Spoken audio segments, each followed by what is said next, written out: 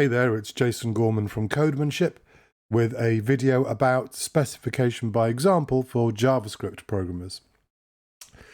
Now, if you've watched our previous videos, particularly the video about what tests should we write when we're doing TDD, I gave two pieces of advice that I thought were particularly useful. First of all, we don't try to write tests for everything. The goal here is not to write a test for every method or every getter or setter or every constructor or every function of every module. We should write tests that are about meaningful outcomes, things that the customer actually wants to happen. And I introduced you to a pattern that's described in Kent Beck's book, Test-Driven Development by Example, called a test list. So when I'm reading requirements, for example, these requirements that my customer's given me here for a CD warehouse, I would sort of parse that information and think about, okay, what are the use cases here and what scenarios might the software need to handle for each of these use cases or user stories. For example, for buying a CD, we might need to think about, okay, there's the happy path, so the CD's in stock. But what if it's out of stock? Or what if their credit card payment is rejected? So that is a useful exercise to go through before we start writing unit tests, is to sit down and think about, well, what tests do we think the software would actually need to handle? And make a list of that, and that can be quite a powerful technique. But when I give this as an exercise to training groups, and they go off into their pairs, and they each do their own version of the CD warehouse, even with the same test list, the requirements are still wide open to interpretation. You'll get 6 different versions of the requirements, essentially, because there's not enough information here. This is not a precise understanding of exactly what is supposed to happen when we buy the CD, exactly what is supposed to happen when it's out of stock, and so on and so forth. So really, we want to come to some precise shared understanding with our customers about what exactly it is they're expecting the software to do in each of these scenarios. Now, this is where it can get a little bit contentious, a bit of a hot take, but this has been very much a growth area in the last decade or more, using customer tests in a process, for example, like behavior-driven development or BDD, or acceptance test-driven development. It comes by various names, but they all kind of fall under the same banner of using examples to reach a precise understanding of exactly what is supposed to happen in this particular scenario. So more generally, we refer to these methods as specification by example. And many people confuse the tools that are associated with specification by example, for example, Cucumber, with the techniques. Now, I'm much more interested in the techniques. It's the techniques, it's the practice of doing this that is very valuable. But I think people can get a bit too hung up on the tools. So what I'm going to be doing in this demonstration is I'm not going to be using any of them. What I want you to see is the actual technique, and then you can make a decision as to whether you think these tools are something that you would need to use. So let's take one of the scenarios that we discussed with our customer, buying a CD when it's in stock. So this is the happy path. So what we do is we take our customer, the person who wrote that user story, we take them into a quiet space somewhere. We say, okay, now let's start fleshing this out a bit. Now what you can do, and this is quite useful, is to start for each of these scenarios by just getting your customer to agree or to write with you a nice, friendly, natural language description of exactly how that scenario works. In behavior-driven development, BDD, it's popular to capture that in a format called given, when, then. Given is the setup for this particular scenario, the setup for the test. Given a CD that's not in the top 100, we'll see about that in a minute. When is the action that we're actually testing it? When the customer buys that CD. And then is the outcomes. These are the equivalent of our test assertions in our unit tests. Then one copy is deducted from the CD stock, and et cetera, et cetera. So we really bring ourselves to a more fleshed out understanding. And also we'll note here that the customer has identified something, an outcome that was not mentioned in their original requirements. That when we sell an album, we're supposed to notify the charts. So we've already, just by sitting down and writing this, we've already identified something that the customer had omitted from the requirements. So it is a very useful exercise. But even then, there's still not enough here. It's still not precise enough. What CD? What is its position in the charts? How much stock do we have? and so on and so forth. So we need to fill in those blanks using real examples. So what we do underneath that nice friendly English language description is we capture one or more examples based on that description that essentially populate it. So we've got variables in here like CD, etc., and we populate those variables: CD title, CD artist, chart position, stock, etc., so that we have what is effectively an executable test. It's essentially a test script, if you like. We could give this to a tester with a system that's populated with this data, and we could say, okay, we want you to perform this particular action to buy So by Peter Gabriel, for example, and then we can actually test. They can click the buttons, and at the end they can say, okay, well, what's the stock of that now? How much was my credit card charged? What was the message that was sent to the charts when we sold this album, and so on and so forth. So the examples really put the flesh on the bones. That's where we can reach a precise shared understanding with our customer, not just with the customer, but with each other, with user experience designers, with testers, with people who are writing user guides and that kind of thing. We reach a precise shared understanding of exactly what is supposed to happen when you buy a CD that's not in the charts.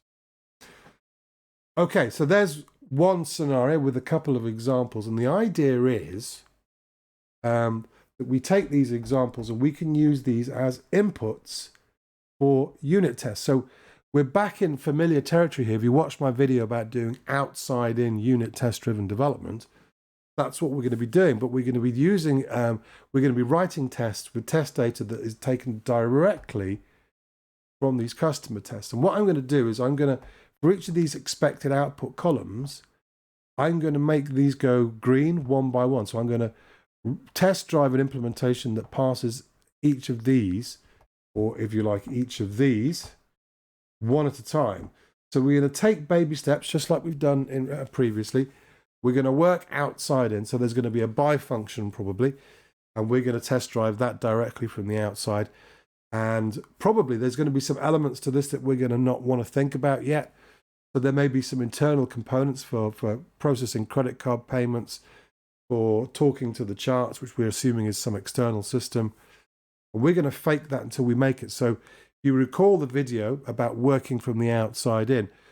You kind of test drive the outer layer of your design, the top of the call stack, if you like, make that do what it's supposed to do, and refactor internally. So you may get some internal details emerging as well, some helper functions, for example. But we're going to use test doubles, stubs, and mocks to pretend to be these other things that we don't want to think about yet. So we can define what they look like and how they work from the outside. And then when we've got the buy function working using those test doubles, we will move inwards and start unit test driving implementations for processing payments and for notifying the charts. So just as we've done before. You'll notice we'll talk about the charts very quickly. Another thing that came up in this imaginary conversation I had with my customer, you wouldn't believe how difficult imaginary customers can be, is they suddenly remembered that it's not always the same price. So in our happy path, if our price is $9.99, then that's what the customer gets charged. But they'd suddenly remembered, oh no, hang on. And this is why we're suddenly getting involved with chart positions.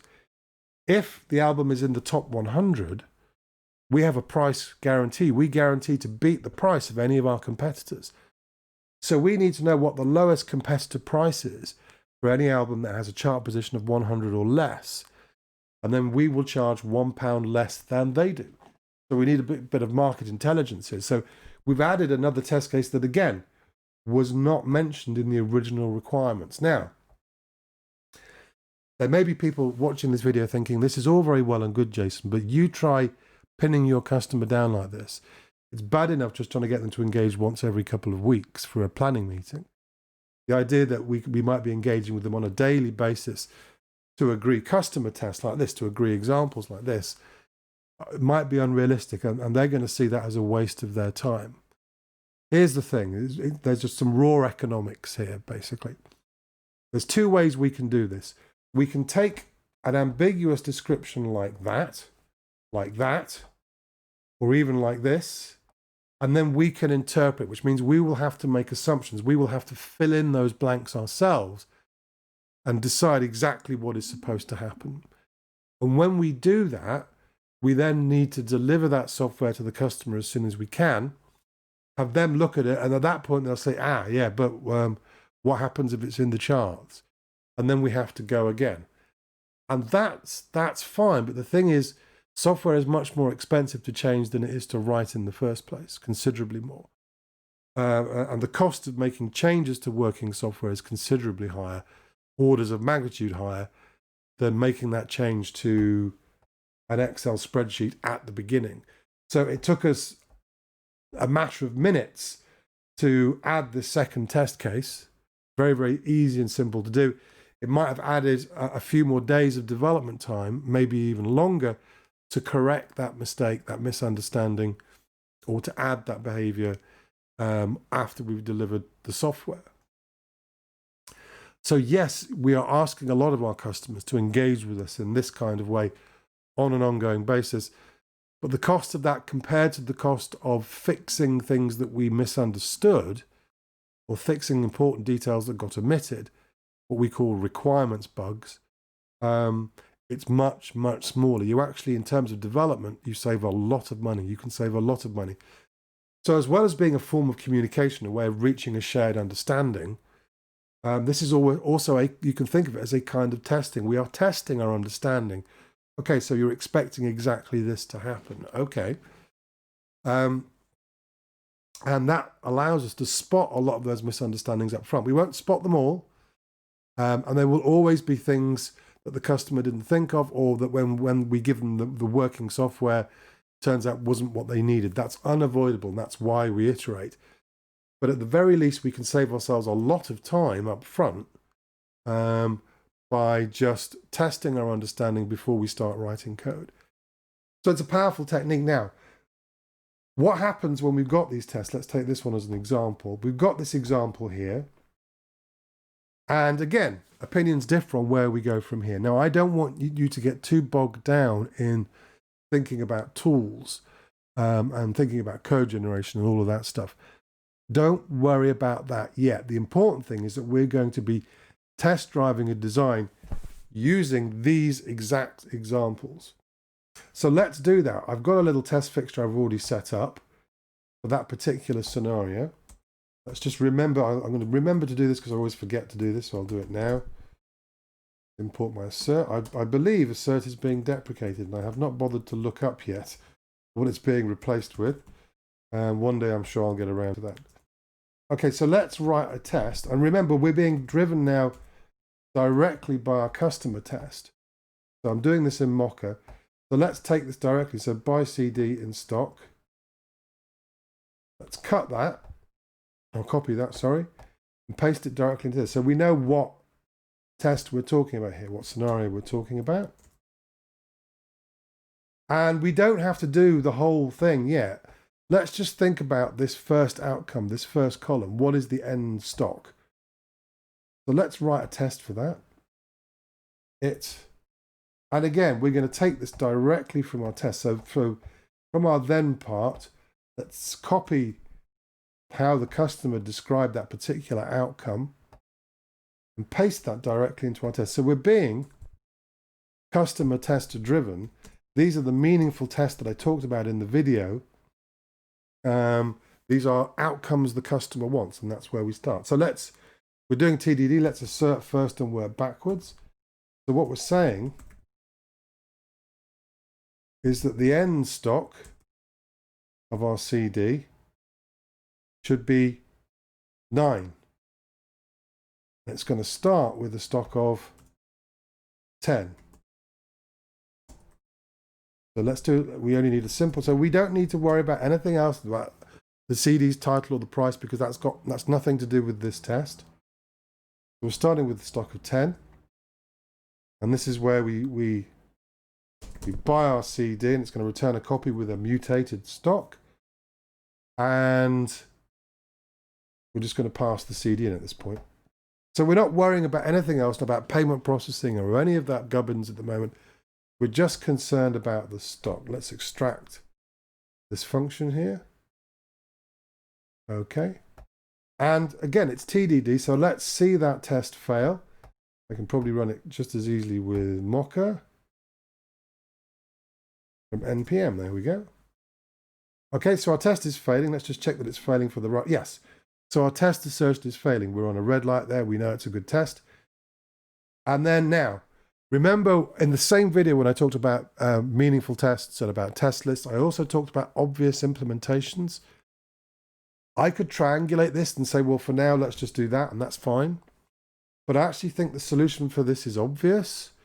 It's just the stock of the current CD minus 1. So when the implementation is obvious, just do it. The obvious implementation, no need to triangulate. There you go. So there we go. We've got one test. That's one box ticked for one example. And what we could do is we could either triangulate, we could do another example, but what I'm not going to do that. I'm going to do all 3 columns, and then I'm going to do the second example because they're all examples of the same behaviors. So let's go with another test now. What we can do here actually is we can take our given and our when and just leave the then in the test there. So this is our, just to make it obvious, this is our given. This is our when.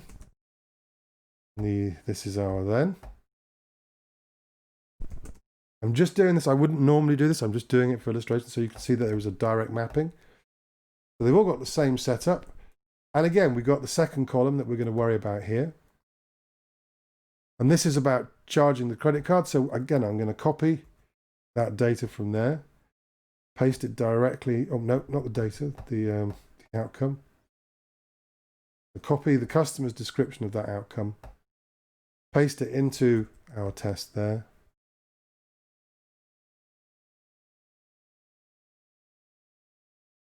And we're going to assert. Okay, so the first thing is how much is the customer charged? Now, here's the thing. We're not actually storing this data. This is going to be a message that's going to be sent to whatever's handling the charges.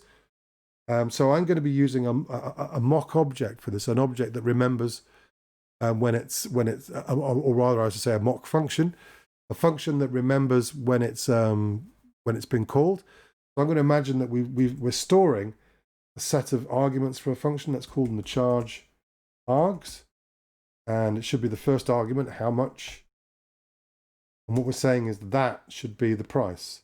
We're going to copy and paste from that column, that outcome there. $9.99.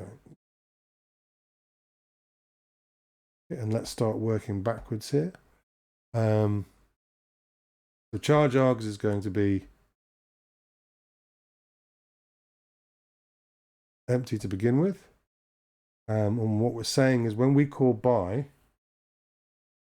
here, I would imagine there is a charge function.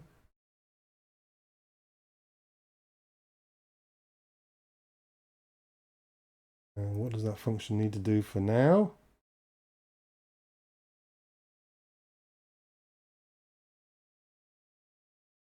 You don't really necessarily need to know. So what we're going to do is move those out there.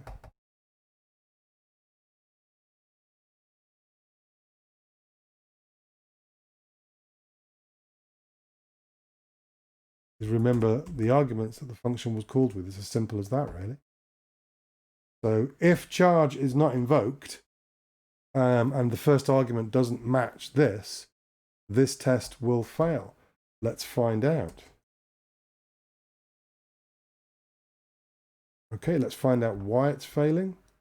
Again, it's failing because it's undefined. There is no first argument in charge arg. So all we need to do to pass that test, this by the way is a very simple way of doing mock objects in JavaScript, is before we return that copy of the CD,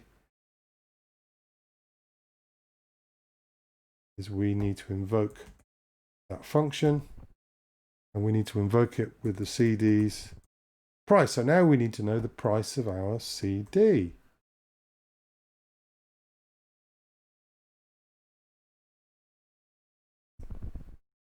Oops.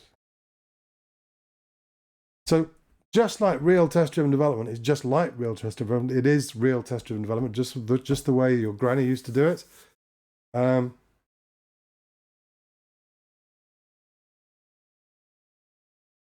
Okay, and now our tests are passing. So we're ticking the second box here. We're charging $9.99. But we also need to say, well, we're supposed to be charging that credit card. So I think we need to add another argument there for our charge function. I'm just going to do a deep equal on that. So we're saying the second parameter that we're supposed to be calling with that is the customer's credit card. So something like number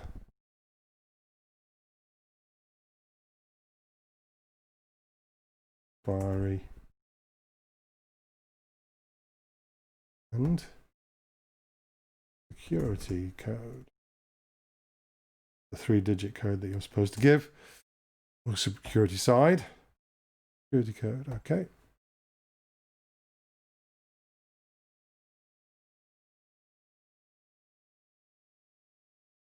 And that means we need to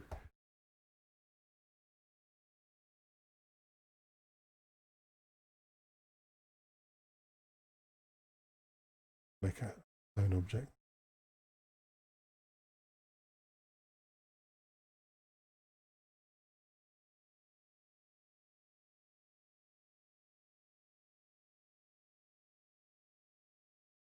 Pass that as the second parameter. So which CD and which credit card using. Okay. Somewhere down here. Forgotten. Yep.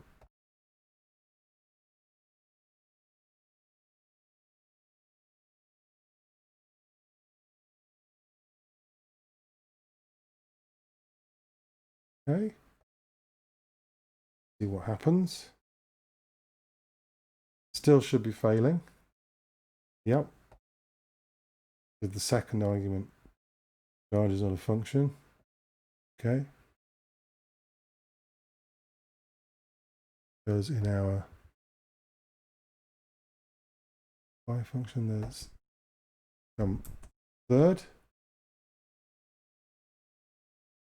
Now let's see this test fail for the right reasons.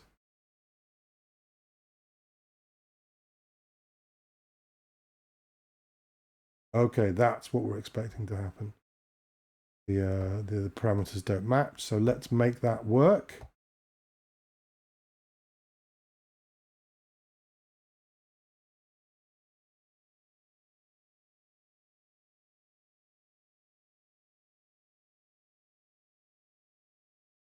Oh, okay, now our tests are passing. Right. So we've ticked 2 columns here. And now we need to think about the final column. And again, we're just going to copy and paste this from customer's test.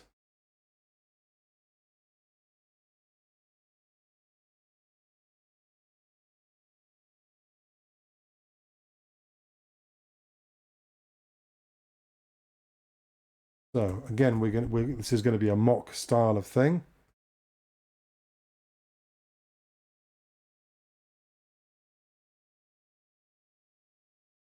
And let's call it charts args this time. So we're going to be capturing parameter values, arguments, when this function is called. And that should match this string. So let's copy and paste that directly from our test. And now we will need to go back to the setup here and set up our CD with some more information. We've got the stock and the price. We need to know the title. And we also need to know artist.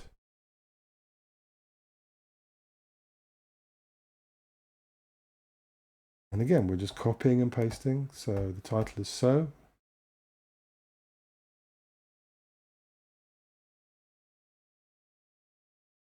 Getting that. The artist is Peter Gabriel. Very good album. Okay. And what we need to do, our charge arg. So let's have our charts args. Another empty collection there. And we're going to need to define something here. Can pretend to be the charts.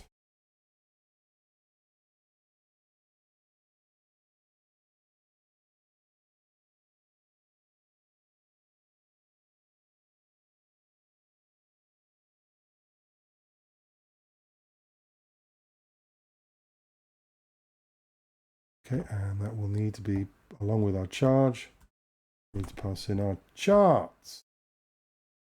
Okay, let's see this fail. See why it's failing. Yeah, indeed, it's not matching there. So we need to have our by function invoke. Send that message basically.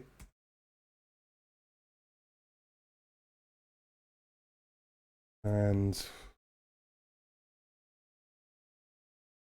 okay, that's what we said it should be.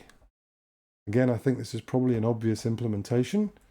So we're not going to triangulate this. What we're going to do is just do it dynamically there.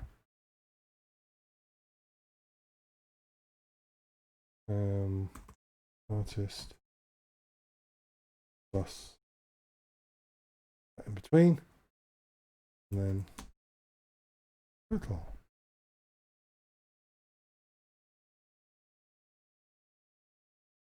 To add that. That was so lovely. Okay, now this should work.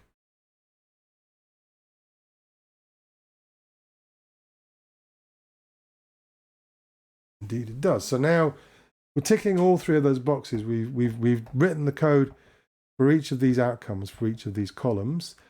And we've got another example of this to add. You'll notice we still haven't done chart position yet, and that will become apparent why I haven't used that, because it's not mentioned in any of our outcomes yet.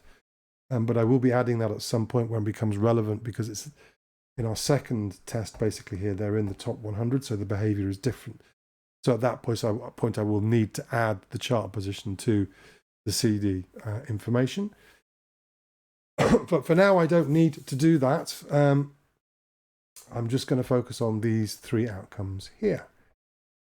And what I'm going to do is I probably refactor this test code so that I can easily add a second example. So I'm going to turn this into a parameterized test. First of all, I'm going to extract that into its own.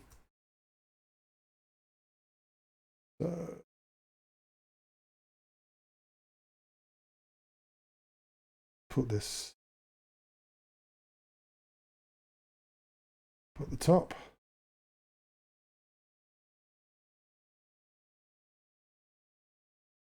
Okay.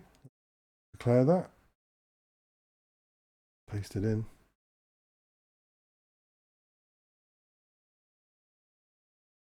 So go back and rerun our tests. Lovely jubbly. So what I'm going to do now is I'm going to fast forward a little bit. I'm going to refactor this test so that we can have essentially two examples reusing the same test. So it's going to be a parameterized test. So I've refactored my tests for those two examples now. You'll see that it's a parameterized test with the inputs and outputs copied and pasted directly from that spreadsheet. And then we just loop through those examples. There's the setup for our test. And there are test assertions at the end, the outcomes that we're supposed to be testing for. And I've done a similar kind of thing with the two examples that we have. If we just take a look for what happens if the album is in the top 100, in which case we have that price guarantee. So different outcome, but a very similar setup there. Again, the inputs and outputs are copied and pasted. They're taken directly from the spreadsheets. And that's very, very important. And there it is all built up there, and we're checking to see whether we're actually charging the right amount at the end. And we would work through these, creating test fixtures for each of these scenarios for this particular user story, and then test driving an implementation that passes that, working from the outside in, using test doubles, stubs, and mocks to pretend to be things that are either external dependencies or that are components that we're going to work our way to at some point, and test drive those from the outside in as well. So it's TDD in the way that you would recognize it. The main difference is where does the test data come from? Where do the examples come from? The answer is they come from the customer. They are the customer's tests. So that kind of completes the circle, if you like, in the sense that we start by talking with a customer, we agree examples, tests with them. We use those examples to test drive implementations that give them what they want. And that is the essence of specification by example. It is a very powerful technique. We work one test scenario at a time, end to end. So we test drive something that works for this first part end to end, and then we do something end to end for this, and then something end to end for this, and then something end to end to that. So we're delivering our system in terms of the call stack in vertical slices. So we're not doing all of the UI or all of the services or all of the business logic first. We're doing the whole thing end to end, and then delivering it in those vertical slices.